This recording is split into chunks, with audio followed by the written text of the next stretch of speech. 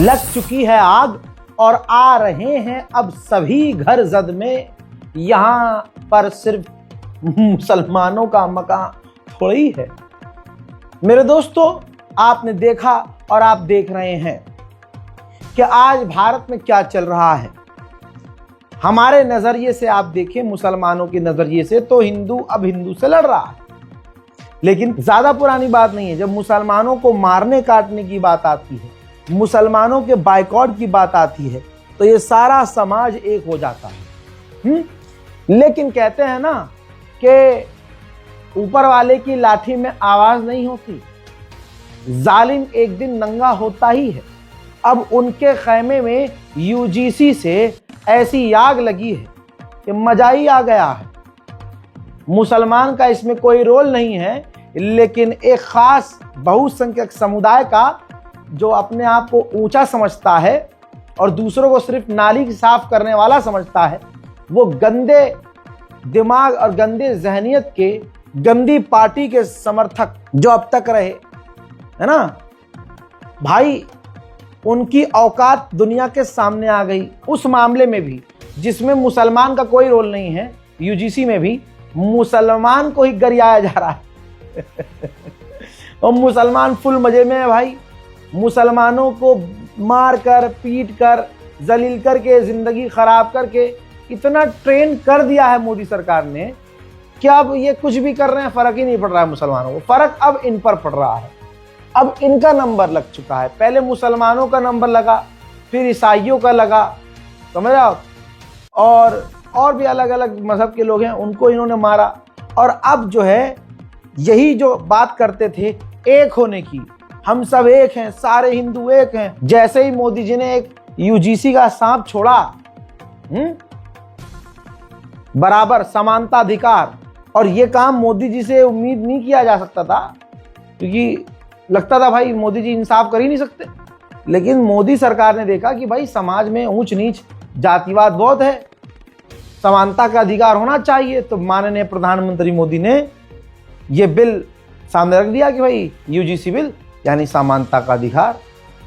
अब तुरंत जो कल तक चीख रहे थे मुसलमानों के खिलाफ जहर देने के, हम सब एक हैं, हम, फौरन मोदी जी ने नंगा कर दिया उन्हें। तुम्हारी सालों ये औकात है, देखो यहाँ देखो तुम्हारे औकात, एक होने की बात करते हो, सालों तुम तो एक हो ही नहीं। मेरे दोस्तों, सब नंगे हो गए। उसके बाद क्या देखा आपने? पूरे देश भर में जो पापा पापा करते थे हर मामले में मोदी को, वो तमाम लोग खिलाफ हो गए मोदी के यूजीसी के मामले में। सिर्फ ये बिल ऐसा है कि इसमें जातिवाद खत्म हो जाएगा। जो बहुसंख्यक समाज में, हिंदुओं में जो ऊंची जाति के लोग हैं, जिनके यहाँ इतनी गंदगी है कि मतलब कहते हैं कि यार हमारे बराबर बैठने लायक नहीं है। जनेऊ पहनने वाले से ऊपर किसी को नहीं मानते, बल्कि बराबर में नहीं बिठाते, अपने पैरों में बिठाते हैं, जमीन पर बिठाते हैं। यह वही मजहब है जिस मजहब में एक दलित समाज या नीची जाति के महिलाओं को अपने ब्रेस्ट ढाकने का, अपना जिस्म छुपाने का अधिकार नहीं था। ये वो समाज है, वो समाज जो लड़कियों के ब्रेस्ट ढाकने पर कर लेता था, जी हाँ, टैक्स लेता था कि अगर आपको अपने स्तन ढाकने हैं तो टैक्स देना पड़ेगा, वरना हम ऊंची जाति के, हम तो मजे लेंगे, हम तो देख के आंखें सेकेंगे, हम तो सेकेंगे ऐसे कैसे। ये हुआ करता था, गूगल कर लीजिएगा। आज जब एक चाबुक चला माननीय प्रधानमंत्री मोदी जी की सरकार के द्वारा कि ऐसी मानसिकता पर एक बार और चाबुक चलना चाहिए, तो वही जो भीड़ कल तक कह रही थी कि हम सब एक हैं, सारे हिंदू एक हैं, तुरंत उनकी औकात सामने आ गई। अब हुआ क्या? यूजीसी के खिलाफ कल तक कहा जा रहा था देश के गद्दारों को गोली मारो सालों को, तो गद्दार मुसलमानों को बताया जा रहा था, गद्दार किसानों को बताया जा रहा था, गद्दार स्टूडेंट्स को बताया जा रहा था। जो मोदी सरकार के खिलाफ बोल दे वो गद्दार। अब जो दिल्ली में प्रदर्शन हुआ यूजीसी के खिलाफ, उसमें नारे लगे देश के गद्दारों को गोली मारो सालो।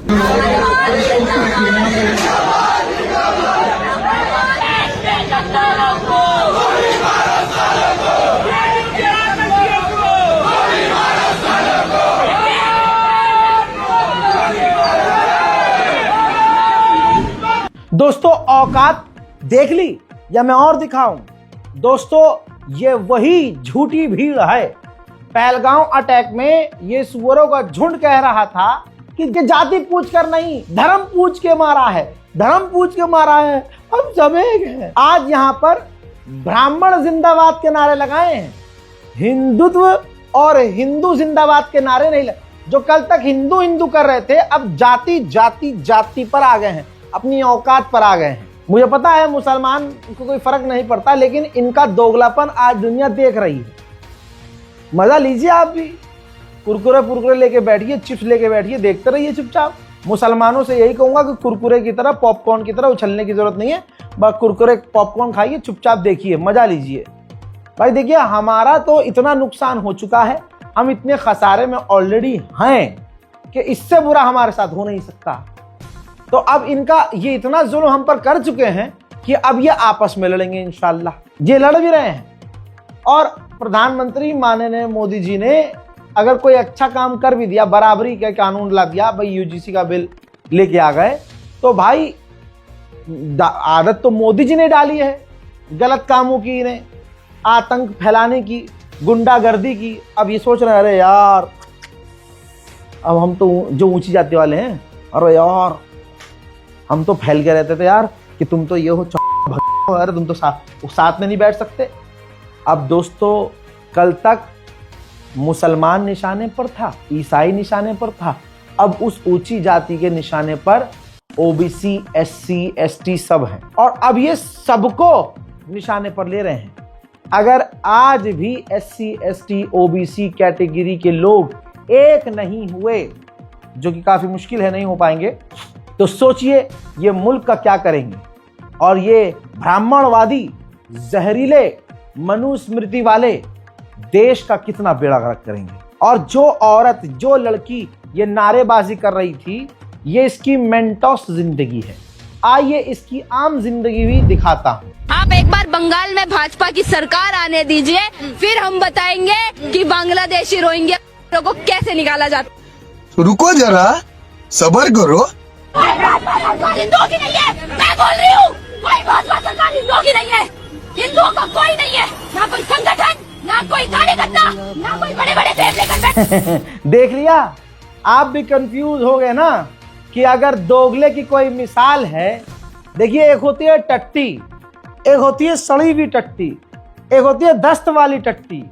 तो अगर आपने अपनी पूरी जिंदगी में सबसे बुरा हगा है ना, तो ये वही महिला है, इसका यही किरदार है, कैरेक्टर है।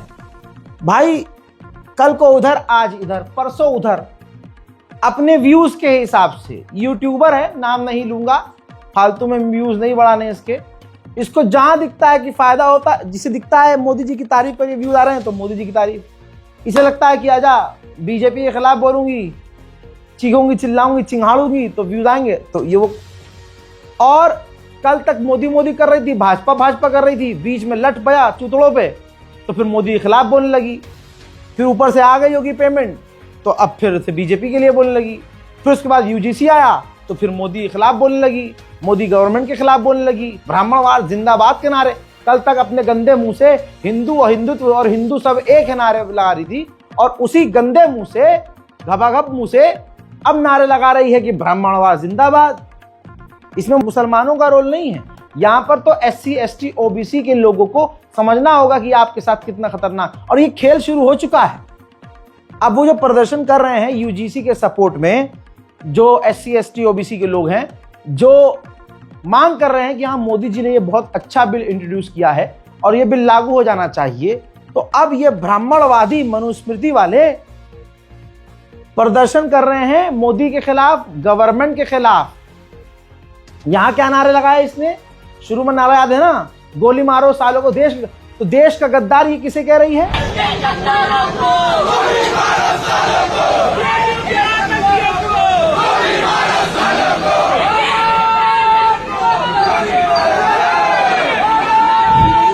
सुन लिया, ये देश का गद्दार किसे कह रही है? ये देश का गद्दार मोदी जी को कह रही है, ये देश का गद्दार बीजेपी को कह रही है। मतलब जो यूजीसी बिल लेके आ रहे हैं ये उसे अरे भाई तुम पहले डिसाइड कर लो देश का गद्दार है कौन। आज तुम मोदी जी को गद्दार कह रहे हो, बहुत बुरा हुआ भाई। हाँ मोदी जी। दोस्तों अक्सर ऐसा होता है जब कहीं भी प्रदर्शन होता है और मजलूम आवाज उठाता है भारत में, तो खास तरह के लोग उनके प्रदर्शन को बदनाम करने के लिए और दंगा भड़काने के लिए, माहौल खराब करने के लिए बहुत सारी चीजें करते हैं। ऐसे ही ये भी आपको मालूम है कि आज जो यूट्यूबर, देखिए पत्रकारिता टीवी पर नहीं हो रही है, पत्रकारिता यूट्यूब पर हो रही है। और यूट्यूब पर भी मैंने 3 साल पहले बोल दिया था कि यूट्यूब पर भी अब गोदी यूट्यूबर्स मौजूद हैं। हर माइक पकड़ने वाला पत्रकार नहीं हो सकता।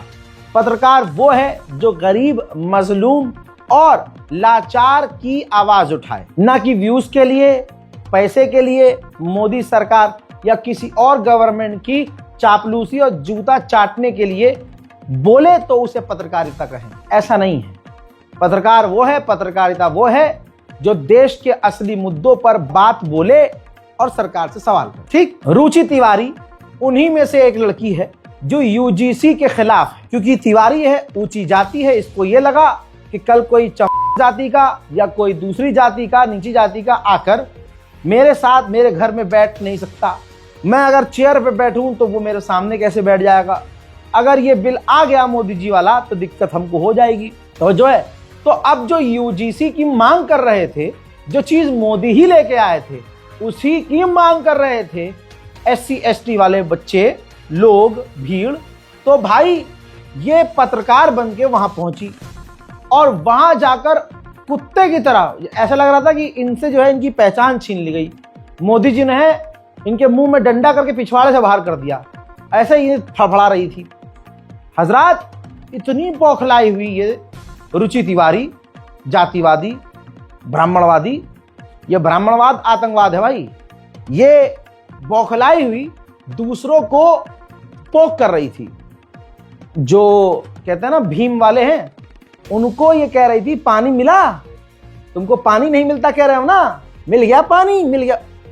आप देखिए ये पत्रकार है, डिसाइड कीजिए ये पत्रकार है। कहानी मैं बाद में समझाऊंगा। देखिए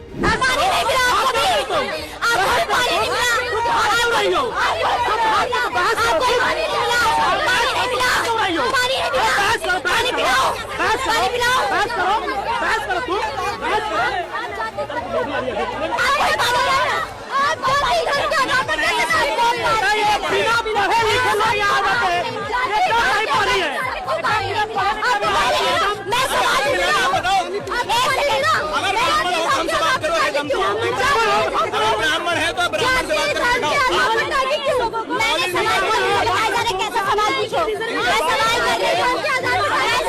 इनके बाप बताओ ना। दोस्तों ये मनुस्मृति वाले लोग वहां पहुंचकर प्रदर्शन खराब कर रहे थे भाई। दलित को मॉक करते हुए, दलित समुदाय को किलसाते हुए, चिढ़ाते हुए इस लड़की ने पूरे उस प्रदर्शन में, जो यूजीसी के समर्थन में दलित ओबीसी समुदाय सड़क पर था भाई, मुंह में माइक घुसा घुसा कर इसने ताने मारे, इसने सामने से प्रोवोक किया और उनको नीचा दिखाया। एक और सबूत, नहीं आरक्षण की बात पानी मिला, मैं खुद जाके खरीद के पानी पिया हूँ। क्यों आपने पिला रहे हैं? हमको यहाँ पे आके बोल रहे हैं कि पानी नहीं मिल रहा है, हम लोगों को पानी नहीं मिला था। जिंदा कैसे है बताइए? क्या जवाब दिया? आप बताओ क्यों आए हो यूजीसी को? केंद्र मेघवाल के साथ किसने जाति का? अच्छा, अभी आप बराबरी की बात कर रहे हो। बच्चे के साथ हुआ, खत्म करो, रिजर्वेशन छोड़ दो, आरक्षण छोड़ दो, आरक्षण छोड़ दो। हम इनके मुंह पे फेंक के मारेंगे।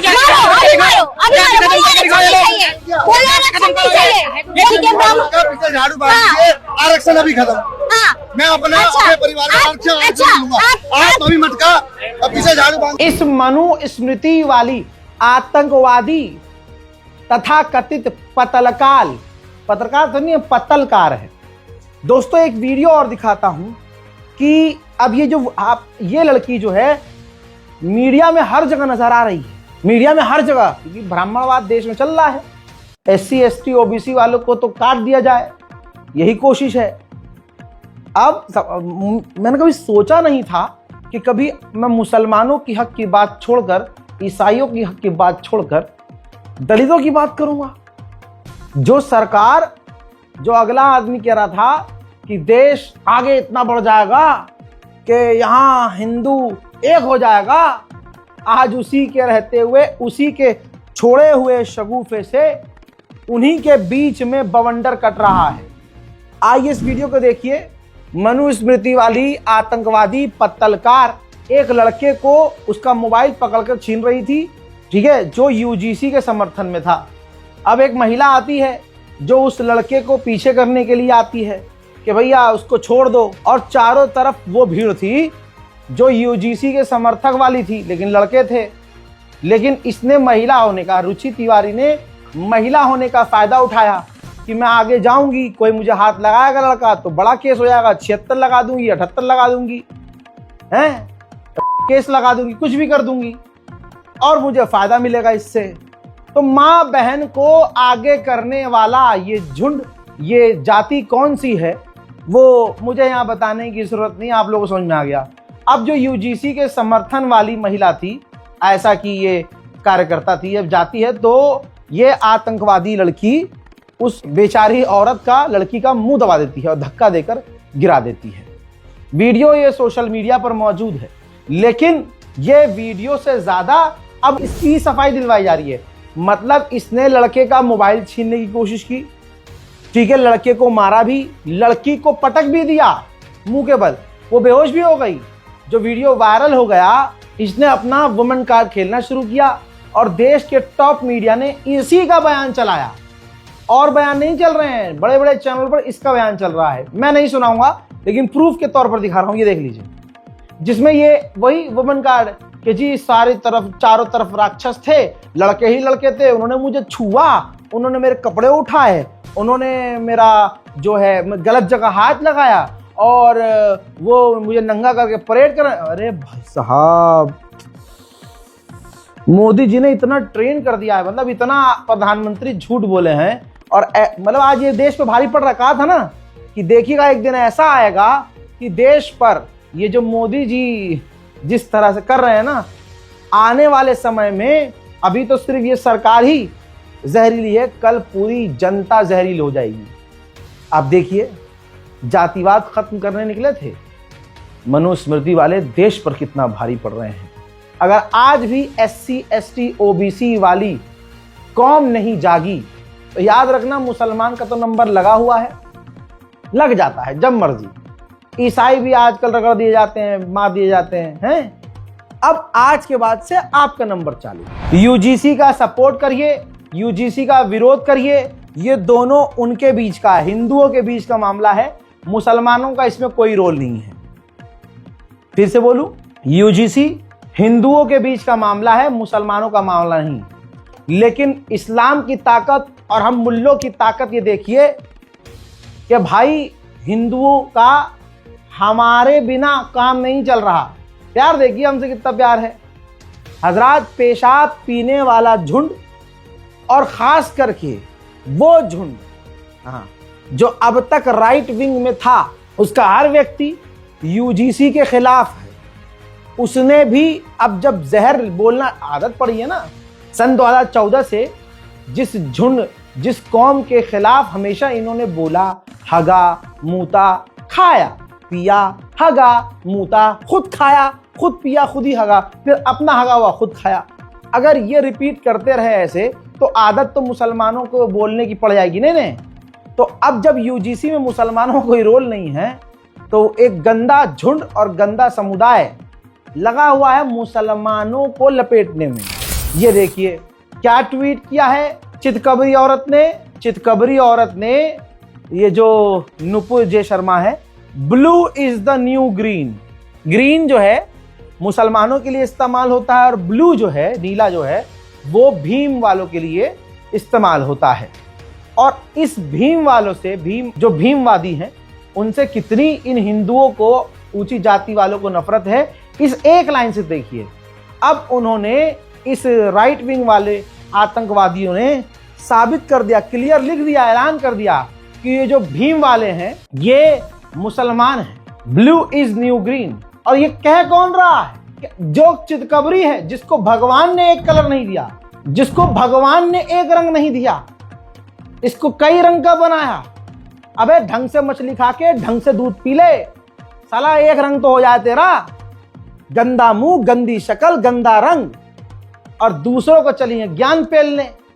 मुंह खोलने से लेकर मुंह बंद करने तक जहरीली और गंदी घिनौनी दिखने वाली महिला आज आप देखिए एक SC ST समुदाय को किस तरह से टारगेट कर रही है। याद रखिएगा, माहौल बदल चुका है। अब आपको दिखेगा और दिख रहा होगा, जिन जिन लोगों को मोदी ने पाला, अमित शाह ने पाला, योगी ने, मोदी ने, भाजपा ने पाला, वो सब उन्हें ही पलटकर गाली बक रहे हैं। ऐसे ही यतीय नरसिंहा लंड सरस्वती है। हजरात, RSS का नाम लिए बिना इसने इतने गंदे शब्दों का चयन किया है RSS के लिए कि आप सोच नहीं सकते। इसने कहा कि भाजपा के बहुत बड़े नेता की बेटी बहुत दिनों तक सलमान खान की रखेल रही है। ये कह रहा है यति नरसिंहा लंड सरस्वती है, गिरा हुआ महामंडलेश्वर, सॉरी माफ कीजिएगा, गिरी महामंडलेश्वर। एक बार बहुत सारे बच्चे मुझसे सवाल कर रहे हैं कि सलमान खान को अचानक हीरो क्यों बनाया जा रहा है। मेरे बच्चों, पहले तो ये समझो कि सलमान खान है कौन। मुस्लिम पिता और हिंदू मां का बेटा है ये सलमान खान, और बॉलीवुड पर मुसलमानों का कब्जा करवाने वालों में सबसे बड़ा माफिया है ये सलमान खान। भारतीय जनता पार्टी के एक बहुत बड़े नेता, उनकी बेटी बहुत दिनों तक इस सलमान खान की रखेल रही है। मैं किसी का नाम नहीं देना चाहता, लेकिन इस सत्य से सबको ही परिचित है। सुना आपने भाई साहब, अगला सीधा भाजपा को कह रहा है कि भाजपा का एक बड़ा नेता है। RSS का नाम लिए बिना RSS को किस तरह से टारगेट किया। नाम मुझे भी पता है कि वो लड़की कौन है और वो बीजेपी का नेता कौन है, लेकिन आप ये देखिए कि जो कल तक भाजपा की जेब में पलते थे, भाजपा जिनको बचाती थी, आज वही भाजपा के मुंह में मूत रहे हैं। मेरे दोस्तों सोचिए, फर्जी बाबा आबा ढाबा आज नेता बनकर घूम रहे हैं। जो असली बाबा हैं वो बेचारे मुसीबत झेल रहे हैं। बाबा किसे कहते हैं? जो मोह माया से दूर हो, जो इस दुनियादारी से दूर हो। लेकिन एक योगी आदित्यनाथ है, उस आदमी को सब पूरी दुनिया चाहिए, उसे कुर्सी चाहिए। और उसने किया क्या? देखिए, मुसलमानों के साथ जो वो करता है वो करा। दुनिया देख रही है, अरब देश तक अब ये चीजें पहुंच रही हैं और अरब अब बढ़िया करके इलाज कर रहे हैं। अरब की मीडिया तक खबरें पहुंच रही हैं और अरब की मीडिया एक कुछ ज्यादा समय की बात नहीं है, माहौल चेंज होना शुरू हो चुका है। कुछ टाइम बाद आप देखेंगे झोला उठाकर भागने वाला भागता हुआ नजर आएगा। बहुत जल्द देश का माहौल चेंज होगा, बस आप चेहरे मत भूलिएगा। जिन लोगों ने 2014 से अब तक ये सब किया है, उनके चेहरे मत भूलिएगा। गली के उस व्यक्ति को भी याद रखिएगा जिसने आपके मुसलमान, दलित और ईसाई होने की वजह से आपको परेशान किया हो। अपनी बारी आने वाली है। दोस्तों, बताना चाहूंगा कि जिनको जो है योगी जी आए दिन अब जलील कर रहे हैं, कभी उनसे पूछ लेते हैं, नोटिस डलवा देते हैं, हाँ भाई बताओ तुम अपने आप को आचार्य कैसे कह रहे हो, अपने आप को शंकराचार्य कैसे कह रहे हो। हजरात, इस तरह की बातें करके दिख रहा है कि योगी जी पर्सनली बहुत ज्यादा किलसू टाइप आदमी है। किलस गए हैं आचार्य जी से। शंकराचार्य से क्यों किलस रहे हो भाई? आप जाकर बातचीत करके मामला निपटा लेते। नहीं तो एक CM होता हुआ आदमी वो शंकराचार्य को टारगेट कर रहा है। अब शंकराचार्य भी ठंडे नहीं पड़े। शंकराचार्य को काहे का डर भाई? वो असली शंकराचार्य हैं। उन्होंने पलट कर खेल खेल दिया और सारा नाड़ा खोल दिया। उन्होंने क्लियर कह दिया कि ये जो CM बना बैठा है, गुंडे के हाथ में, गुंडा के हाथ में जो है सरकार आ गई है। ये जो आज बने बड़े हैं, ये वो हैं जिन्होंने सरकार में आने के बाद 40 केस अपने ऊपर से खुद हटाए थे। सुनो, नजीर है आदित्यनाथ नाम का व्यक्ति, जिसके ऊपर 40 से ज्यादा मुकदमे थे, जैसा कि आप प्रेस वालों के माध्यम से हमको ज्ञात है। और 40 से ज्यादा मुकदमे जब मुख्यमंत्री बने तो सब उन्होंने अपने ऊपर से हटवा लिए। एक ऐसा कानून का पालन है कि जो अभियोग आपके ऊपर लगाया है उसको न्यायालय में आप जाकर के सामना नहीं करते हैं, बल्कि वो सब अभियोग अपने ऊपर से हटवा लेते हैं। ये क्या कानून में लिखा है कि कोई व्यक्ति अगर किसी बड़े पद पर बैठ जाएगा तो उसके ऊपर से सारे मुकदमे हटा लिए जाएंगे, वो अपराधी नहीं रह जाएगा? ये कहाँ लिखा है? पिनल कोड में लिखा है कि भारत के संविधान में लिखा है कि जो नई भारत दंड संहिता बनी है उसमें लिखा है कि आपके भारतीय जनता पार्टी के संविधान में लिखा है? बताओ कहाँ लिखा है? कि गोरखनाथ मंदिर के संविधान में लिखा है कि गद्दी पे बैठने के बाद जो अपराध होते हैं वो सब हट जाते हैं और उसके बाद व्यक्ति निष्कलुष निष्पाप घोषित हो जाता है? ये आपने कर लिया। बताओ कहाँ, किस कानून में लिखा है? सदन में खड़े होकर के, उत्तर प्रदेश की विधानसभा में खड़े होकर के तुमने ये कहा है कि मैं कानून का। मेरे दोस्तों, फैंटा की अब गैस धीरे धीरे निकल रही है और नहीं निकली तो बहुत जल्द निकल जाएगी। अखिलेश यादव ने ये बात खुद कह दी है। ऐसे मजे लिए हैं, क्या कहूं। योगी आदित्यनाथ जी ने कहा कि कोई भी अपने आप को उठकर शंकराचार्य कह दे रहा है, बाबा कह दे रहा है, तो इस पर अखिलेश यादव ने जो कहा, वाह भाई, सिग्मा है भाई अगला आदमी। अरे बाबा शंकराचार्य नहीं हो सकता, इस पे क्या कहोगे? वो तो सही कहा उन्होंने, जब आईने में देखते होंगे तो लगता होगा ये बाबा ही नहीं है कोई। कहा है कि सपा को चीफ मिनिस्टर बिस्ट साहब लगता आईना देख करके ये बात कह रहे हैं। और जब विधानसभा में गए होंगे भाषण देने तो आईने में देखा होगा तो आईने ने सच्चाई बता दी होगी कि केवल पहनावे से कोई बाबा संत नहीं हो सकता है, कान छिदवाने से नहीं हो सकता है। अच्छा, बीजेपी के बड़े नेता, ये तो हमारी गीता भी लिखती है। गुरु नानक जी ने भी यही कहा, क्या कान छिदवा लोगे तो क्या योगी हो जाएंगे आप? और जो दूसरों का सर्टिफिकेट मांग रहे हैं वो अपना सर्टिफिकेट तो दिखा दें कि कौन सी इंस्टीट्यूशन में योगी बने हैं। इसलिए चीफ मिनिस्टर बिष्ट जी, जब उन पे कोई काम नहीं बचा है तो वो जनता को धोखा देने में निकल गए। उनकी भाषा देखो, गजब बेइज्जती है। हजरत, माहौल बदल चुका है। भाजपा के खेमे में उथल पुथल बहुत जोर से बल्कि उठापटक चल रही है। माननीय योगी आदित्यनाथ ने दिल्ली की रेखा गुप्ता को बुरी तरह से जलील कर दिया है। अब यहां पर अंधभक्त परेशान है कि काला गू खाएं कि पीला गू खाएं, सुबह बासी वाला खाएं कि खाने के बाद हगने वाला खाएं, अच्छा अपना खाएं कि गाय का खाएं। अच्छा, गाय का तो हम खा ही रहे हैं, तो क्या हम भैंस का भी खाएं? भैंस का खाएं कि गधे का भी खाएं, या सारा ही गू खाना शुरू कर दें? बहुत परेशान है बेचारे। मुझे अंधभक्तों पर तरस आ रहा है। अंधभक्तों का हाल बड़ा अजीब हो गया है। करें तो करें क्या, जाए जाए कहां? मैं तो कहता हूं आओ हमारा भी खाओ गू। मेरे दोस्तों, माननीय योगी आदित्यनाथ ने दिल्ली सरकार को नंगा कर दिया।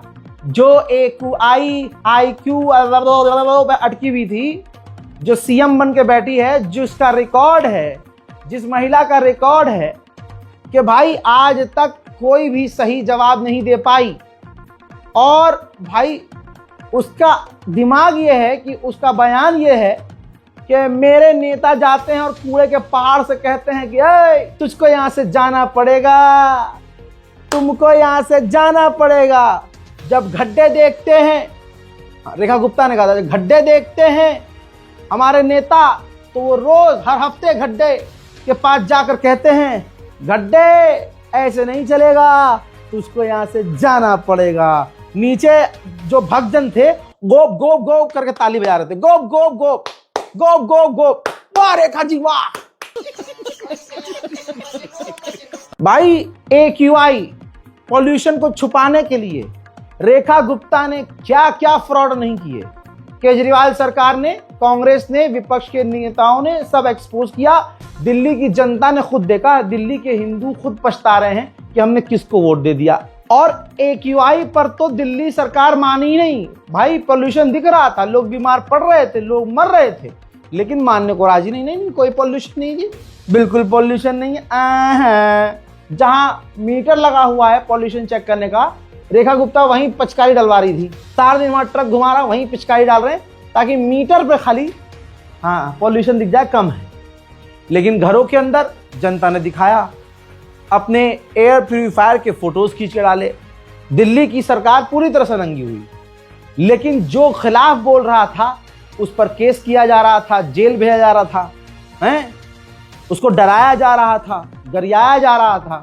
आज हमारे शेर उत्तर प्रदेश के माननीय सीएम साहब योगी आदित्यनाथ जी ने दिल्ली सरकार को बुरी तरह से रगड़ दिया और झूठा साबित कर दिया। उन्होंने कहा गोरखपुर में आइए, खुली हवा, सुकून, जहां मर्जी घूमिए, कोई पॉल्यूशन नहीं। दिल्ली में जाओ, गैस चैम्बर 400 AQI। बिल्कुल आदित्यनाथ जी ने सही कहा, 400 नहीं 800 है AQI। 800 तक पहुंचा है, 700 तक पहुंचा है। योगी आदित्यनाथ ने साफ कहा कि गैस का चैम्बर बन चुकी है दिल्ली। सुनना चाहते हैं? सुनिए। देख रहे हो ना क्या दिल्ली में घुटन भरी जिंदगी हो गई है। ऐसे लगता है जैसे गैस चैम्बर में हो। एयर क्वालिटी इंडेक्स में 400 से ऊपर, दम घुटता है, आंखों में जलन होती है, सांस लेने में दिक्कत होती है। डॉक्टर को बुजुर्गों के लिए, बीमारों के लिए, बच्चों के लिए कहना पड़ता है कि आप घर से बाहर मत निकलिए। इतनी खराब स्थिति होती है। आप गोरखपुर में कितना शानदार माहौल है, कहीं कोई दिक्कत नहीं, कहीं कोई एकदम घोटो माहौल नहीं, जहां मर्जी घूमते रहिए।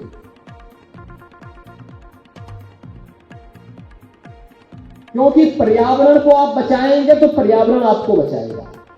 धरती माता के प्रति आप अपने उत्तरदायित्व का निर्वहन करेंगे तो धरती माता भी उसी प्रकार का आशीर्वाद देकर के आपको फलने फूलने के लिए एक नया राह दिखाएगी। और अब मैं कहना चाहता हूं कि हमारे प्यारे माननीय योगी जी के खिलाफ तुम्हारे में दम हो तो कुछ बोल के दिखाओ। अब योगी जी को करवा के दिखाओ गिरफ्तार। याद रखना रेखा गुप्ता जी, ये हमारे योगी बाबा हैं, बिल्डोजर।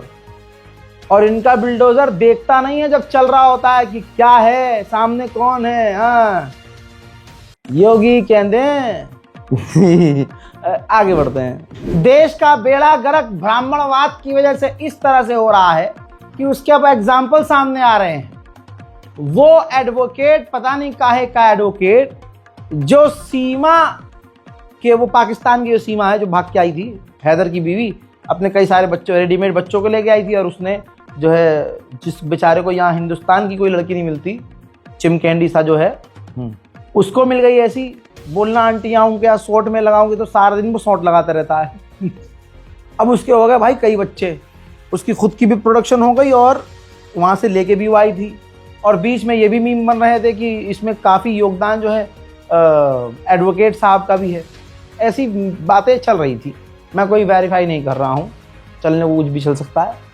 अब वो आया है बुढ़ा वकील, कह रहा है ब्राह्मण वैज्ञानिक से ज्यादा चतुर चालाक होता है, उसके पास ज्यादा ज्ञान होता है। जी हाँ, भारत में अब जो ये यूनिवर्सिटीज हैं बंद कर दीजिए, जो साइंस वाइंस पढ़ाने वाले इंस्टीट्यूट है बंद कर दीजिए। और इनको सुनिए। जो नासा इतनी अध्ययन की बात कर पाता है, नासा में इतनी स्टडी के बाद जो बात आ पाती है, वो ब्राह्मण 51 रुपए और 11 रुपए में आपको बता देता है कि किस दिन सूर्य ग्रहण पड़ेगा, किस दिन चंद्र ग्रहण पड़ेगा, कौन सा ग्रह, कौन सा नक्षत्र, कौन सी तारीख, कौन सा टाइम। हाँ, सुन लिया। तो इनके हिसाब से भारत का वैज्ञानिक, ये जो भविष्य बताने वाले ये हैं वैज्ञानिक, ये है भाई ब्राह्मणवाद की असलियत। मुसलमानों का कोई ब्राह्मणवाद से लेना देना नहीं है। आज मुसलमानों को मुबारकबाद देना चाहता हूं कि मुसलमानों, मैं दिल से मुबारकबाद पेश करता हूं तुम लोगों को कि तुम इस्लाम में पैदा हुए। मुबारक हो तुम लोगों को। तुम्हारे अंदर जातिवाद बताने की कोशिश की गई, लेकिन इस्लाम में जातिवाद नहीं है। मेरे दोस्तों, यह बात अलग है कि हम मुसलमान आज इतने बेगैरत हो चुके हैं कि हमारे यहाँ चलता है कि तू तो अंसारी है, तू तो तेली है, तू तो कुरैशी है।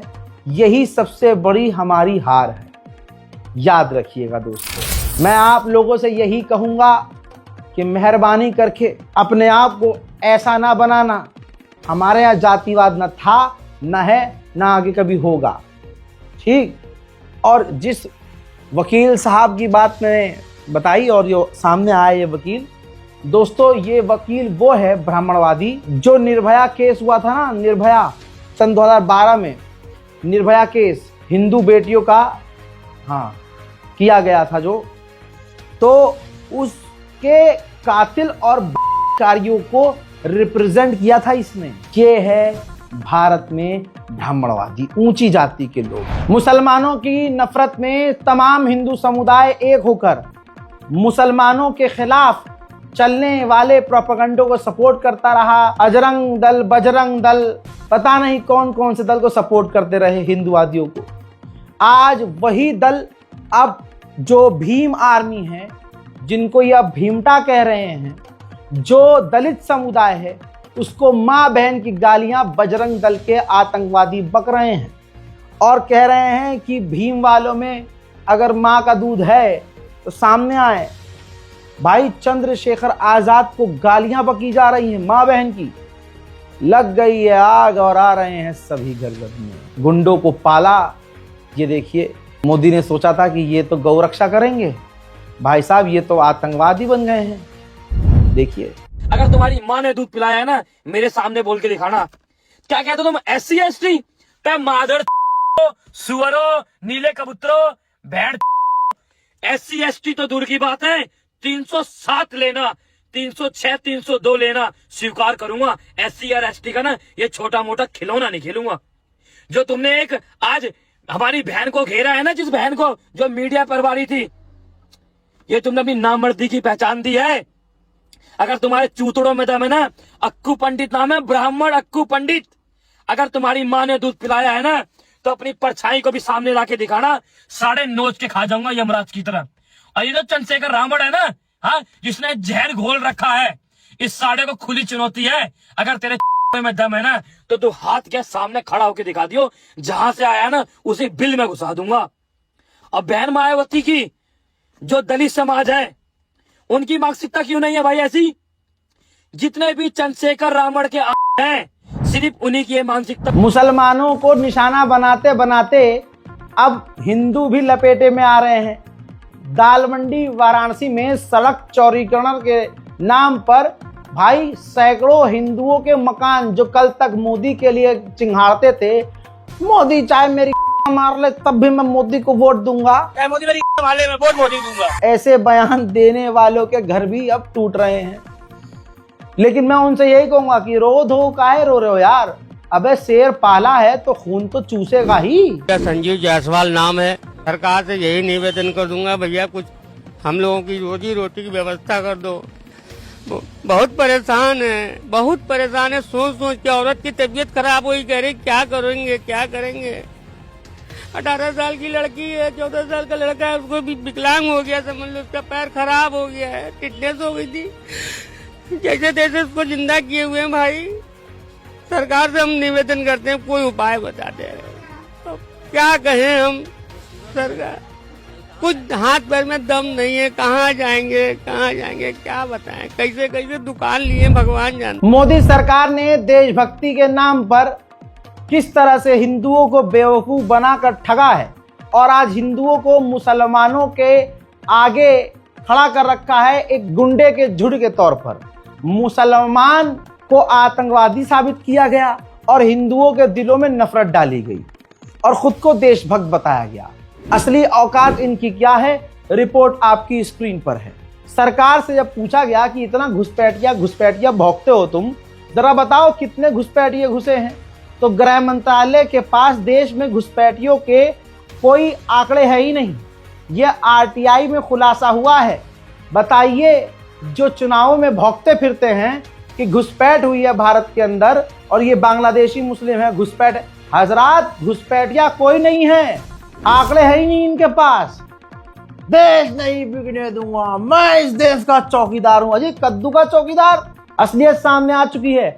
आज भी अगर SC ST OBC वाले नहीं जागे, मुसलमान तो जाग ही नहीं सकता, भाड़ में जाए, किनारे कर दो। मैं तो SC ST की बात कर रहा हूं। आप नहीं जागे तो आपका भी हाल हमारे जैसा होगा। अब एक मन की बात, आज मुसलमान डरपोक हो गया है।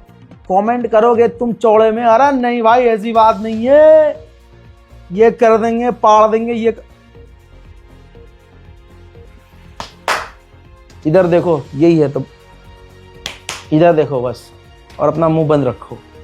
कमेंट सेक्शन में बोलना और भीड़ के सामने डटना जमीन आसमान का फर्क है। हमारे मुसलमानों में कोई दीपक, मोहम्मद दीपक जैसा नहीं है कि सामने आकर बताओ। भाई आज बहुत सारी वीडियो आप दक्ष चौधरी को देख रहे हैं ना, दक्ष चौधरी, बजरंग दल के जितने हैं और जितने भी आतंकवादी हैं, अभिषेक ठाकुर, दक्ष चौधरी और न जाने ये कितने, इनका कुछ झुंड है, ये मुसलमानों को पकड़ पकड़ के पीट रहे हैं बहुत बुरी तरह से, कानून हाथ में ले रहे हैं। ये अकेले मुसलमान को पकड़ के मार दे रहे हैं। बताओ है कोई मुसलमान ऐसा जो इनके साथ यही कर दे, टिट फॉर टैट? नहीं। अच्छा, ये मुसलमानों को पकड़ लेते हैं, मॉब लिंच करते हैं, मारते हैं, पीटते हैं, तो मुसलमान डरपोक कैसे? सोचिए, अगर तुम्हें पकड़ लिया इन्होंने, ये बात क्लियर है कि तुम जय श्री राम बोल भी दोगे, तुम अगर भारत माता की जय बोल भी दोगे, तुम वंदे मातरम बोल भी दोगे, ये मारेंगे तब भी तुम्हें। वीडियो से हमेशा ये खुलासा होता है कि ये समुदाय तुम्हें मारता ही मारता है। ये जो झुंड है, बजरंग दल और गौ रक्षा दल, ये मुसलमानों को मारता ही मारता है, चाहे तुम कुछ भी करो। तो जब ये तुम्हें पीट रहा होता है, तुम्हें पता है कि ये मुझे मारेंगे और तुम इनका सामना नहीं करोगे, मरोगे, ऐसे भी मरोगे वैसे भी, तो भाई ऐसा क्यों गर्दन पर मुंह नहीं मारते कि 3 किलो गोश्त मुंह से खींच कर बाहर निकाल लेते? जान बचाने का अधिकार है भाई। भाई मैं कह रहा हूं, आप देखो मुसलमानों में क्या टॉप के बदमाश, जिस्म नहीं है, सूकड़ है लेकिन बदमाश हैं, जिनकी बॉडी बनी हुई है वो भी बदमाश हैं। मुसलमानों में तो एक से एक तुर्रम खां, पैसे वाला, बदमाश, बदमाश मिल जाएंगे, लेकिन वो सिर्फ आपस में लड़ने के लिए होता है। एक मुसलमान मुसलमान से कितनी नफरत कर सकता है, एक मुसलमान मुसलमान को कितना पीट सकता है, यह आपस में आप देख लीजिएगा। लेकिन जब बात आएगी आतंक का सामना करने की, हिंदूवादियों का सामना करने की, जो मुसलमानों को काटने की बात कर रहे हैं और पकड़ के मार भी रहे हैं, उनका सामना करने की, तो कोई मुसलमान सामने नहीं आता। अरे जब उन्होंने तुम्हें पकड़ लिया और दिख रहा है कि तुम्हें मारेंगे ही मारेंगे, तुम्हें जेल में भी बंद करवाएंगे और तुम जिंदा बच जाओ, बहुत बड़ी बात है, तो लड़ते क्यों नहीं? अरे भाई कॉमन सेंस का इस्तेमाल करो भाई, मारेंगे तुम्हें वैसे भी। और अगर पूरे हिंदुस्तान में 4-5 केस ऐसे हो गए, 4-5, ज्यादा नहीं, कि किसी हिंदुत्ववादी भीड़ ने, इस दक्ष चौधरी ने किसी अपने झुंड के साथ एक मुसलमान को पकड़ लिया और उसको मॉब लिंच करने की कोशिश की, उस मुसलमान ने दक्ष चौधरी की नाक दांत से दबाई और नाक उखाड़ दी। भाई 1-2 ये मैटर हो गए ना, जिंदगी में ये सामना ही नहीं करेंगे, गायब, नदारद, सबकी फट के 4 रहेगी कि कुछ हो ना जाए ऐसी हमारे साथ। आप समझ रहे हो? ये हथियार बांट रहे हैं, ये तलवार बांट रहे हैं, ये मुसलमान को पीट रहे हैं, कानून का इनको डर नहीं है, और कानून का डर सिर्फ मुसलमान लेके घूमे, और हम कुछ कर भी नहीं रहे हैं तो हमें पकड़ के वो मार दे रहे हैं। तो भाई अगर मार ही रहे हैं तो सामना क्यों ना करें हम? कानून हमें इजाजत दे रहा है, संविधान इजाजत दे रहा है, दीन ये कहता है कि अपनी जान बचाओ, इस्लाम कहता है जान बचाओ, सामना करो। लेकिन भाई मुसलमान हैं हम, ऐसे नहीं, हम सिर्फ मुसलमान से लड़ेंगे, दूसरे से कहा। मुसलमान की सबसे बड़ी खामी भाई, हमारे मुसलमानों में एक मुसलमान दूसरे मुसलमान की कामयाबी देख नहीं सकता। मैं कामयाब हो गया तो ये क्यों हो, मैं ये रास्ता बताऊंगा ही नहीं इसे। और कोई कामयाब हो गया साथ का, तो अबे भाई ये क्या कामयाब हो गया, साला कल तक तो जुआ खेल रहा था, हमारे साथ घूमा कर रहा था, 2-2 रुपए तो मुझसे मांगता था, अबे भिख मंगा है साला। अरे इसकी असलियत तो मुझे पता है। मुसलमान एक दूसरे की ग़ीबत में मतलब मसरूफ और बड़ी मेहनत से ग़ीबत करता, मेहनत से बुराई करता। भाई ये मुसलमानों की असलियत है। दीन कहता है, इस्लाम कहता है, हमारा कल्चर कहता है, फज्र में उठो, कुरान की तिलावत करो, नमाज पढ़ो, कुरान की तिलावत करो, और फिर तुम अपने दिन की शुरुआत करो। हमारे यहाँ फज्र क्या होता है, एक मस्जिद में एक सफ भर जाए बहुत बड़ी बात है, ठीक। और उसके बाद क्या होगा, अगर नमाज तो पढ़ ही नहीं रही हमारी कौम, अगर पढ़ भी रही है तो वो बहुत कम लोग। और फिर क्या हो रहा है, सो के उठ रहे हैं हम 12 बजे, 2 बजे सो के उठ रही हैं घर की औरतें। भाई घर की औरतें 12, 1, 2 बजे शहरों की 2 बजे सो के उठ रही हैं और रात को 4 बजे हम जाग रहे हैं, रात 4-5 बजे तक जाग रहे हैं, फजर में सो रहे हैं। अब रमजान आने वाला है, हमारी कौम की, मैं दूसरों की तो बात ही नहीं करूंगा, उनके यहाँ नाच गाना तो जायज है भाई, वो इस्लाम थोड़ी ना, हमारे यहाँ तो गलत है ना। तो जो हमारी कौम की लड़की, मुसलमान नामी लड़की 12 महीने अपने चूतड़ और अपना क्लीवेज दिखाकर व्यूज और पैसा कमाए है, वो रमजान में सबसे बड़ी नमाजी परहेजगार रील पर नजर आएगी।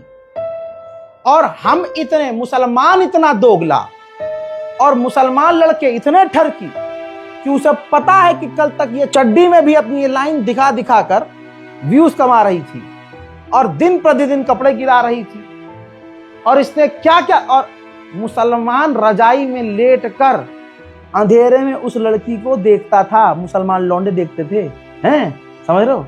और उन्हें पता है कि ये वही लड़की है जो हिजाब पहने से रमजान में, ये रमजान खत्म होते ही फिर नंगी हो जाएगी। लेकिन मुसलमान इतना दोगला कि उसको तब भी लाइक कर रहा है और अब भी लाइक कर रहा है। अबे तुम हो क्या बे? अपने आप को देखा है कभी कि तुम क्या कर रहे हो? अगर तुम्हें उस लड़की का नंगापन पसंद है तो नंगेपन तक रहो ना, फिर उसका हिजाब वाला वीडियो मत लाइक करो। और अगर हिजाब अल्लाह और दीन वाला वीडियो उसका लाइक कर रहे हो तो फिर भाई तुम ये नंगापन का है उसका लाइक करते हो। ये हमारे घर की ही बता रहा हूं आपको, हमारी कौम में ये सब चल रहा है। ये ठरकपन की वजह से जो मुसलमान जो लड़के ठरकी हैं, ये उनकी हम खुद इतने बड़े ठरकी हैं। दिख रहा है कि सामने ये गंदगी है। महक परी को देखने वाले और ऐसी बहुत सारी लड़कियों को देखने वाले जो हमारी कौम की, आपको क्या पता बुर्का पहन के लड़कियां नाच रही हैं, तो ऐसे महक परी के साथ जो है लड़के जो घूम रहे हैं वो गैर मुस्लिम थोड़ी ना है, मुसलमान हैं। पहले आलोचना करते थे, फिर अब खुद घूम भी रहे हैं। नहीं मिलेगी तो फिर उनको गाली भी बकेंगे। और महक परी सबसे बड़ी नमाजन, सबसे बड़ी अल्लाह वाली, अब रमजान में देखना अभी सब हिजाब में आने वाली है। और जैसे ही चांद दिखा तुरंत इनकी बरा पैंटी आपकी स्क्रीन पे होगी कि देखो हमने ये पहना हुआ है। गेट रेडी विद वी में क्या हो रहा है? या मैं तो दूसरों को लानत भेज रहा हूं, मैं तो अपनी कौम को देख रहा हूं, हमारी कौम कहां जा रही है। हम एक दूसरे के गुनाह को छुपा नहीं रहे। अगर सामने वाला हमसे एक कदम आगे है और उसकी पर्सनल लाइफ में कुछ प्रॉब्लम है या वो पर्सनल लाइफ में क्या कर रहा है हमें पता चल जाए, तो हम उसमें 4 बातें ऐड करके उसकी बदनामी और करेंगे। तो इस तरह से हम आपस में एक दूसरे की वाट लगा रहे हैं। हम आगे कहां बढ़ रहे हैं? हम तो आपस में ही लड़ रहे हैं। मैं इससे ज्यादा कुछ कह नहीं सकता। बहुत लंबे दिनों बाद, बहुत समय बाद नेशनल प्राइम टाइम रखा है, क्योंकि मेरा दिल अब फट चुका है भाई। समझाने का कोई फायदा नहीं है। क्या समझाऊं? समझाता हूं तो लोग कहते हैं भाई तुम तो भड़का रहे हो। अबे चूतियो, तुम्हें मार रहे हैं सड़क पर। दक्ष चौधरी मुसलमानों पर आरोप लगाकर मार रहा है। प्रीत सिरोही मुसलमानों की मस्जिदें गिरवा रहा है। योगी सरकार कानून ऐसा बना चुकी है जिसका हिंदू इस्तेमाल कर रहे हैं, फर्जी केस करके मुसलमानों को जेल में डलवा रहे हैं। और तुम कह रहे हो कि हम भड़का, रजाकाराफी भड़का रहा है। लानत है तुम पे। हट।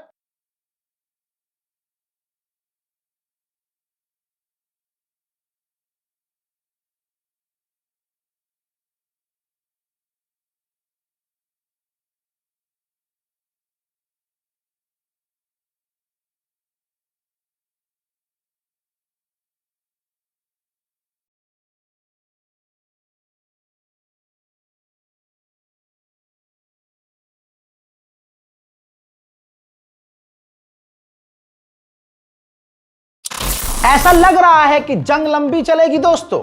ये हमें लग भी रहा था और मैं उसकी रिपोर्ट भी आपको दिखा देता हूं। ये देखिए, ईरान से लंबी जंग चलेगी, अमेरिका इसकी तैयारी कर रहा है। देखिए, कोई छोटा मोटा मीडिया होता बात अलग है। दुनिया का सबसे बड़ा अखबार जो माना जाता है मीडिया आउटलेट रॉयटर्स, उसमें यह रिपोर्ट आ चुकी है कि यूएस मिलिट्री जो है तैयारी कर रही है।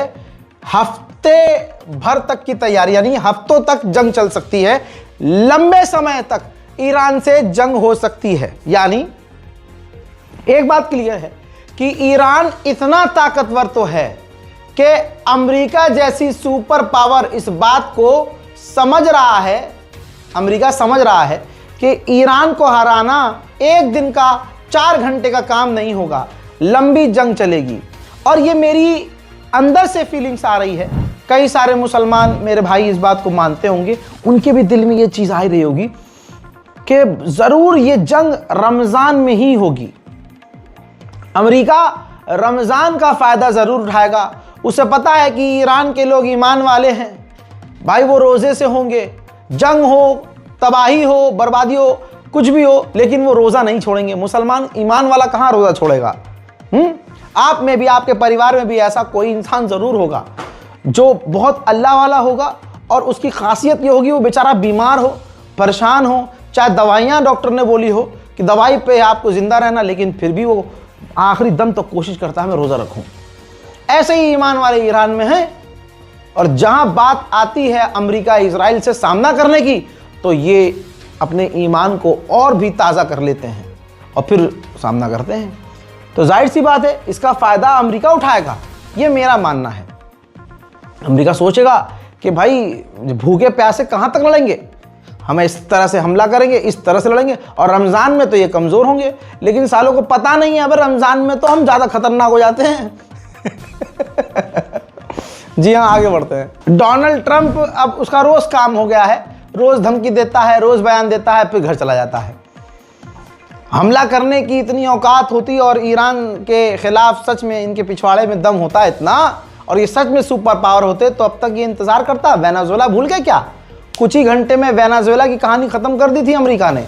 वही अमेरिका ईरान में कुछ कर नहीं पा रहा है, डायरेक्ट नहीं कर पा रहा है, इनडायरेक्ट करने की कोशिश कर रहा है। पत्रकार ने पूछा ट्रंप से कि क्या आप सपोर्ट करते हैं कि ईरान की रिजीम चेंज हो जाए? ट्रंप ने कहा अगर ऐसा होता है तो बहुत अच्छा है। 47 साल से ईरान के लोग परेशान हैं, हैरान हैं, उनको आज़ादी का अधिकार है। अगर ऐसा होता है तो बहुत अच्छा हो जाएगा। They've already started. Do you want regime change in Iran? Well, it seems like that would be the best thing that could happen. For 47 years, they've been talking and talking and talking. In the meantime, we've lost a lot of lives while they talk, and legs blown off, arms blown off, faces blown off. It's been going on for a long time. So let's see what happens. In the meantime, we have tremendous power has arrived, and additional power, as you know, another carrier is going out. अमेरिकी पत्रकार ने Donald Trump से बहुत सारी चीजें पूछी। उन्होंने ये भी पूछ लिया कि क्या आप चाहते हैं कि कोई हो ऐसा जो ईरान की सरकार को टेक ओवर करे? तो उन्होंने कहा जनता। बहुत स्मार्ट खेल गया कि अवाम, वहां की ईरान की अवाम सरकार चलाए, और हम चाहते हैं कि ईरान ऐसी डील हमारे को रखे जो हमारे लिए एक्सेप्टेबल हो, वरना हम बहुत तगड़ा हमला करेंगे। डोनाल्ड ट्रंप ने आगे ये भी कहा कि हम नहीं चाहते कि ईरान यूरेनियम का एनरिचमेंट करे। वहाँ दूसरी तरफ ईरान पहले ही कह चुका है कि एनरिचमेंट का अधिकार हमें है। लीजिए अब मैं अंदर की भी रिपोर्ट आपको दे देता हूँ। रिपोर्ट ये आ रही है कि नेतन्याहू समझा के आ गया है डोनाल्ड ट्रंप को कि एप्स्टीन फाइल में देख मेन नाम तेरा है साले, और वीडियो हमारे पास है, क्योंकि एप्स्टीन खुद इजरायली था, ये सारा प्रोजेक्ट हमारा था, तो अब तुझे हमारी बात माननी पड़ेगी। तो नेतन्याहू की बात ट्रंप मान रहा है। अब अमेरिकी सरकार, ट्रंप की सेना तैयारी कर रही है कि जो न्यूक्लियर साइट्स हैं उसके साथ साथ ईरान की बैलिस्टिक मिसाइल की जो साइट्स हैं उस पर भी हमला किया जाए, ईरान के कई बड़े ठिकानों पर हमला किया जाए। सिर्फ हमला नहीं, अमेरिका के टॉप के जो फौज की एक टुकड़ी है वो ईरान में उतारी जाए। तो आप समझ सकते हैं तैयारी कितनी बड़ी है। 90 साल के बूढ़े को जो पूरी दुनिया की ताकत मिलकर उस बंदे को नहीं हरा सकी, उसका नाम आयतुल्लाह सैयद अली खामनाई है, जिस डोनाल्ड ट्रंप से मिलने के लिए दुनिया का बड़े से बड़ा नेता हैरान परेशान रहता है और उसको इतनी आसानी से इजाज़त मिलने की नहीं मिलती। हजरात, अमेरिका के विदेश मंत्री ने खुद कहा कि अगर कल के दिन ईरान के सुप्रीम लीडर ट्रंप से मिलना चाहें उसी दिन मिल सकते हैं, क्योंकि उन्होंने ये भी कहा कि डोनाल्ड ट्रंप खुद बहुत सारी प्रॉब्लम्स का हल निकाल सकते हैं। समझ रहे हैं? बस एक बात पर ध्यान देना है, जो अमेरिका का राष्ट्रपति ऐसे ही किसी से नहीं मिलता, वो बेचैन है, फड़फड़ा रहा है कि बस एक बार सुप्रीम लीडर के दीदार हो जाए, मुलाकात हो जाए। उधर 4 साल से जो पिट रहा है रूस से, दुनिया से भीख मांग के जंग लड़ रहा है ज़ेलेंस्की, यूक्रेन का राष्ट्रपति, वो ईरान के खिलाफ जहर उगल रहा है, क्योंकि अगर वो ये काम नहीं करेगा तो यूरोप और अमेरिका, ब्रिटेन इसको हथियार नहीं देंगे। चापलूसी ज्यादा करेगा तो ज्यादा पैसा दिया जाएगा, ज्यादा हथियार सौंपा जाएगा।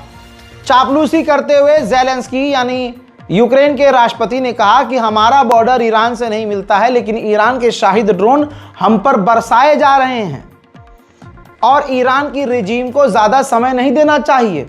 इस हरामी के हिसाब से तो फिर यह बात हो गई कि रूस के पास चाइना और दूसरे देशों के भी हथियार हैं, भले ही स्मगल किए हों, वो गिर रहे हैं वहां, तो उनको भी कहना चाहिए।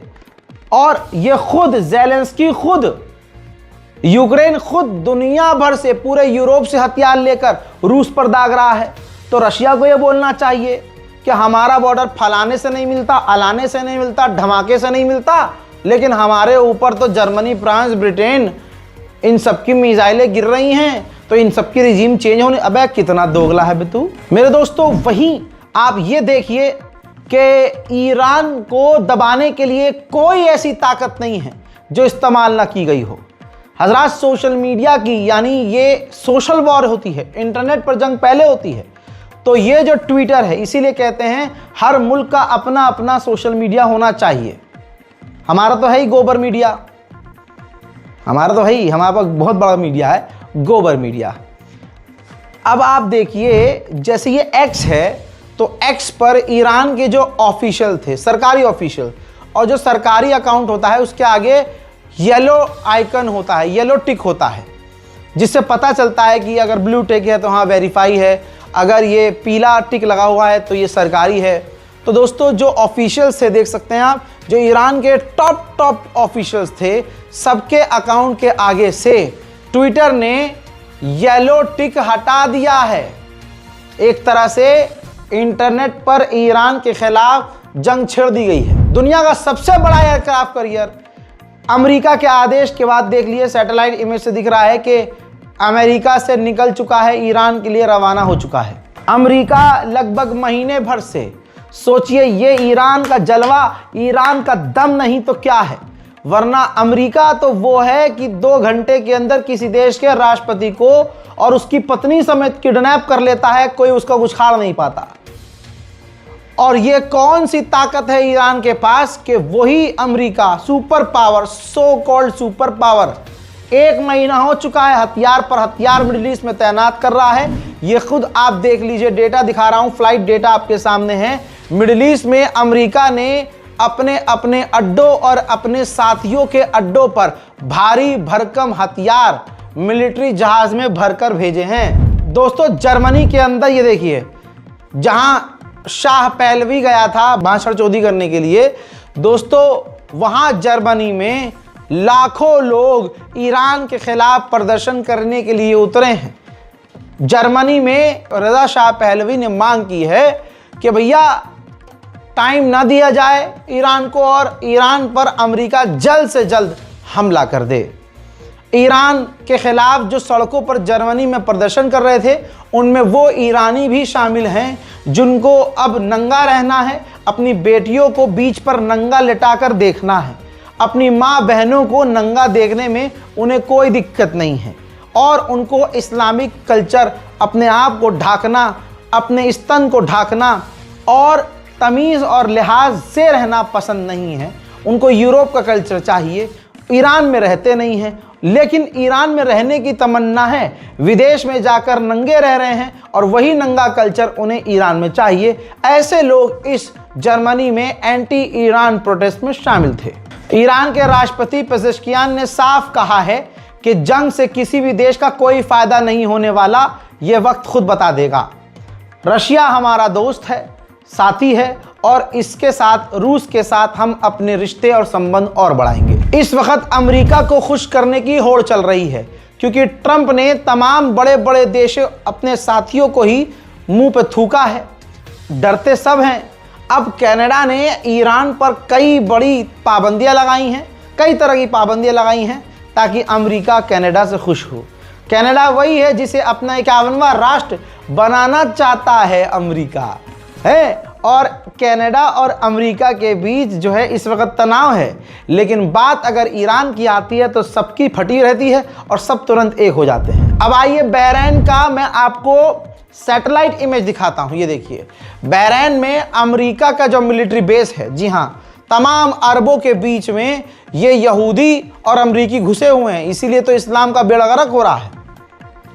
देखो, बहरीन के एयरबेस पर साफ दिख रहा है कि अमेरिका ने खौफनाक, खतरनाक, भारी मात्रा में हथियार, एयर डिफेंस सिस्टम तैनात किए हुए हैं। डोनाल्ड ट्रंप की जब सीडी एप्स्टीन फाइल की पूरी नेतन्याहू के पास है तो फिर आगे रही क्या बात तो माननी होगी। अब अमेरिका और इजराइल एक और बात पर सहमत हो गए हैं कि ईरान पर और प्रेशर बनाया जाए, ईरान का तेल इतना ब्लॉक कर दिया जाए कि ईरान चाइना को भी तेल ना बेच सके और ईरान के अंदर दबाव बने, ईरान प्रेशर में आए और हमारी अमेरिका और इजराइल की तमाम शर्त ईरान मान ले। उधर ईरान रुकने को, फिलहाल झुकने को तैयार ही नहीं है। ईरान इजराइल के ही स्टाइल में, दुश्मन के ही स्टाइल में बैटिंग कर रहा है। जैसे इजराइल हिट लिस्ट जारी करता था, इस बार हिट लिस्ट ईरान के टीवी चैनल ने जारी की है, जिसमें मोसाद के लीडर, इजराइल के कमांडर जनरल, इजराइल का खुद का प्रधानमंत्री नेतन्याहू, इजराइल का विदेश मंत्री और आईडीएफ के ऑफिशियल सबकी तस्वीर है जिनके माथे पर टारगेट का निशान है। इसके आने के बाद, सामने आने के बाद अमेरिका और इजराइल में भूचाल आया हुआ है। अपडेट ये भी है कि ईरान और अमेरिका के बीच अगली बातचीत स्विट्जरलैंड में होगी, लेकिन बात दोनों के बीच ओमान ही करवाएगा। अल्लाह ओमान को कामयाबी दे। वहीं मैं आपको बता रहा हूं अक्सर कि भले ही डायरेक्ट ईरान पर हमला नहीं हो रहा है, लेकिन ईरान में आतंकी हमले हो रहे हैं, ईरान में असैसिनेशन हो रहे हैं, ईरान में धमाके हो रहे हैं। अमेरिका और इजराइल ये कर रहा है, लेकिन ईरान सामने से ये वेरीफाई नहीं कर रहा है, बल्कि ईरान छुपा रहा है। ईरान में एक और धमाका देखा गया है, धमाके के बाद आग भी नजर आ रही है।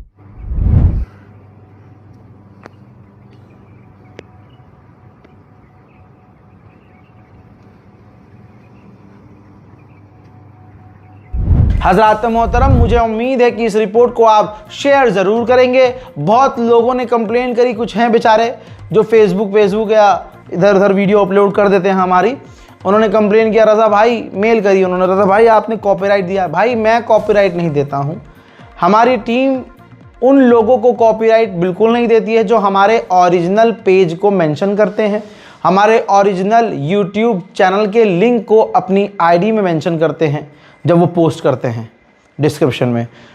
तो भाई कॉपीराइट नहीं देता हूं मैं, आप इसको अपलोड कीजिए अपने प्लेटफॉर्म पर, अपने चैनल पर, अपने व्हाट्सएप पर। बस ओरिजिनल एड्रेस ज़रूर दीजिए कि भाई मेन चैनल ये है, ओरिजिनल चैनल ये है, ओरिजिनल क्रिएटर ये है। अगर आपने ऐसा किया है तो कोई कॉपीराइट नहीं आएगा।